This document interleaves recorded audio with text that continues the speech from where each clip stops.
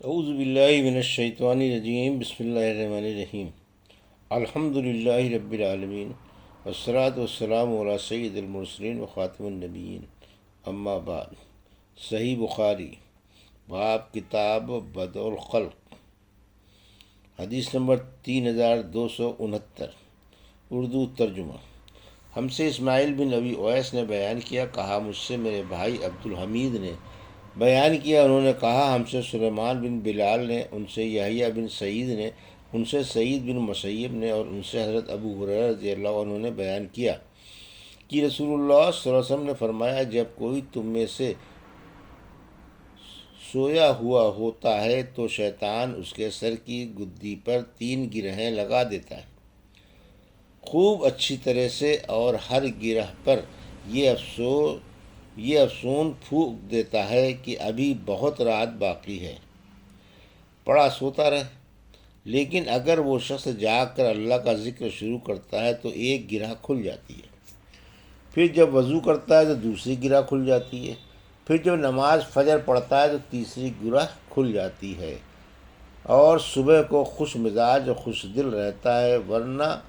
بد مزاج سست رہ کر وہ دن گزارتا ہے۔ حدیث نمبر 3270، اردو ترجمہ۔ ہم سے عثمان بن ابی شیبہ نے بیان کیا، کہا ہم سے جریر نے بیان کیا، ان سے منصور نے، ان سے ابو وائل نے، اور ان سے عبداللہ بن مسعود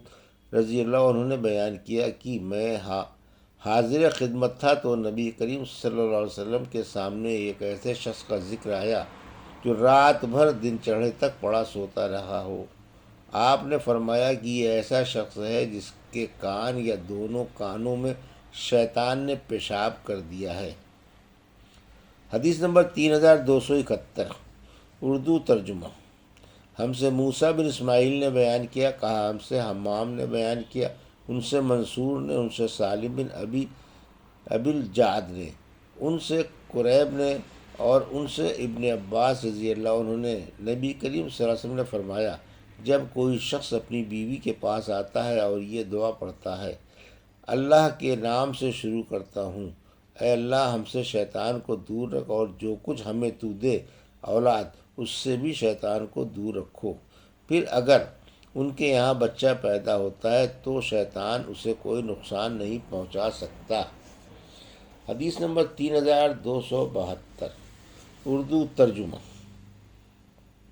ہم سے محمد بن سلام نے بیان کیا، انہوں نے کہا ہم کو عبدہ نے خبر دی، انہیں حشام بن عروہ نے، انہیں ان کے والد نے، اور ان سے حضرت عبداللہ بن عمر رضی اللہ عنہ نے بیان کیا کہ رسول اللہ صلی اللہ علیہ وسلم نے فرمایا، جب سورج کا اوپر کا کنارہ نکل آئے تو نماز نہ پڑھو جب تک وہ پوری طرح ظاہر نہ ہو جائے، اور جب غروب ہونے لگے تب بھی اس وقت تک کے لیے نماز چھوڑ دو جب تک بالکل غروب نہ ہو جائے۔ حدیث نمبر 3273، اردو ترجمہ۔ اور نماز سورج کے نکلنے اور ڈوبنے کے وقت نہ پڑھو، کیونکہ سورج شیطان کے سر کے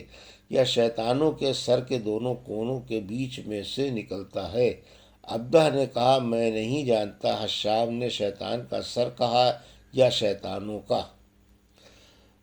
حدیث نمبر 3274، اردو ترجمہ۔ ہم سے ابو معمر نے بیان کیا، کہا ہم سے عبد الوارث نے بیان کیا، کہا ہم سے یونس نے بیان کیا، اس سے حمید بن ہلال نے، ان سے ابو صالح نے، اور ان سے ابو ہریرہ رضی اللہ عنہ نے بیان کیا کہ نبی کریم صلی اللہ علیہ وسلم نے فرمایا، اگر تم میں سے نماز پڑھنے میں کسی شخص کے سامنے سے کوئی گزرے تو اسے گزرنے سے روکے، اگر وہ نہ رکے تو پھر روکے، اور اگر اب بھی نہ رکے تو اس سے لڑے، وہ شیطان ہے۔ حدیث نمبر 3275، اردو ترجمہ۔ اور عثمان بن حشیم نے بیان کیا، ہم سے عوف نے بیان کیا، ان سے محمد بن سیرین نے، اور ان سے حضرت ابو ہریرہ رضی اللہ عنہ نے بیان کیا کہ رسول اللہ صلی اللہ علیہ وسلم نے ایک مرتبہ صدقہ فطر کے غلے کی حفاظت پر مجھے مقرر کیا، ایک شخص آیا اور دونوں ہاتھوں سے غلہ اللہ بھر بھر کر لینے لگا، میں نے اسے پکڑ لیا اور کہا کہ اب میں تجھے رسول اللہ صلی اللہ علیہ وسلم کی خدمت میں پیش کروں گا۔ پھر انہوں نے آخر تک حدیث بیان کی۔ اس چور نے ابو ہریرہ رضی اللہ عنہ سے کہا کہ جب تم اپنے بستر پر سونے کے لیے لیٹنے لگو تو آیت الکرسی پڑھ لیا کرو، اس کی برکت سے اللہ تعالیٰ کی طرف سے تم پر ایک نگہبان مقرر ہو جائے گا اور شیطان تمہارے قریب صبح تک نہ آ سکے گا۔ آن صلی اللہ علیہ وسلم نے فرمایا کہ بات تو اس نے سچی کہی ہے، اگرچہ وہ خود جھوٹا ہے، شیطان تھا۔ حدیث نمبر 3276، اردو ترجمہ۔ ہم سے یحییٰ بن بکیر نے بیان کیا، کہا ہم سے لیث بن سعد نے بیان کیا، ان سے عقیل نے، ان سے ابن شہاب نے بیان کیا، انہیں عروہ نے خبر دی اور ان سے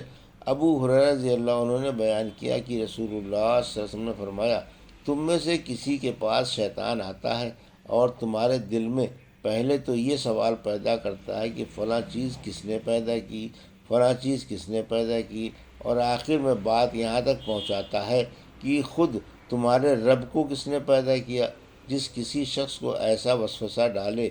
تو اسے اللہ سے پناہ مانگنی چاہیے، شیطانی خیال کو چھوڑ دے۔ حدیث نمبر 3277، اردو ترجمہ۔